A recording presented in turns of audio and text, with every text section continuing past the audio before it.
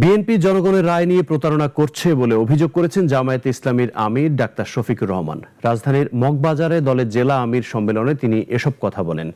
জামায়াতে আমির বলেন, গণভোটের রায় প্রত্যাখ্যানের মাধ্যমে নতুন ফ্যাসিবাদের যাত্রা শুরু হয়েছে।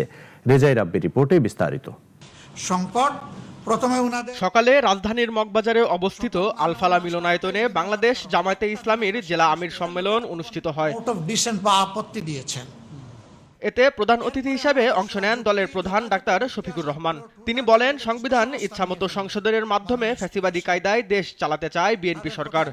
বর্তমান অবস্থানকে পরিবর্তন করার জন্য অধ্যাদেশ জারি হয়েছে, সেই জায়গাগুলো বিএনপি বদলাতে চায় না। অর্থাৎ ওই জায়গাগুলো রেখে দিয়ে ফ্যাসিবাদী কায়দায় তারা হয়তো দেশ চালাতে চায়। জামায়াতে আমির বলেন, সুস্থ রাজনীতির ধারা অব্যাহত রাখতে দেশের বৃহত্তর স্বার্থে নির্বাচনের ফল মেনে নেওয়া হয়েছিল, কিন্তু জনগণের আকাঙ্ক্ষার মৃত্যু ঘটেছে। সংসদে বিরোধী দলের কণ্ঠ রোধ করা হচ্ছে।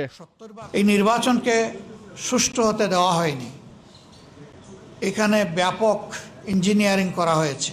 নির্বাচনে যোগসাজশের মাধ্যমে ব্যাপক অনিয়ম করে জনগণের প্রত্যাশার কবর রচনা করা হয়েছে।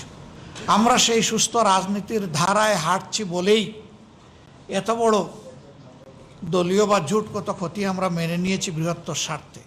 দেশের সব গণতান্ত্রিক প্রতিষ্ঠানে অগণতান্ত্রিক পন্থায় দলীয়করণের মধ্য দিয়ে ধ্বংসযজ্ঞ চালাচ্ছে বিএনপি। বলেন, নতুন করে আবার ফ্যাসিবাদের যাত্রা শুরু হয়েছে। অতীতের ফ্যাসিজমের চাইতে আগামীর ফ্যাসিজম হবে আরো ভয়াবহ। যেদিন গণভোটের গণরায়কে অস্বীকার করা হয়েছে, সেদিন থেকেই নতুন ফ্যাসিজমের যাত্রা শুরু হয়েছে।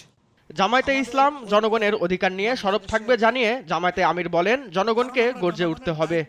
জনগণের অধিকার হরণ করার যত কাজ আছে সব জায়গায় বাধার দেয়াল হয়ে দাঁড়াবো ইনশাআল্লাহ। রেজাই রাব্বি, নাগরিক, ঢাকা।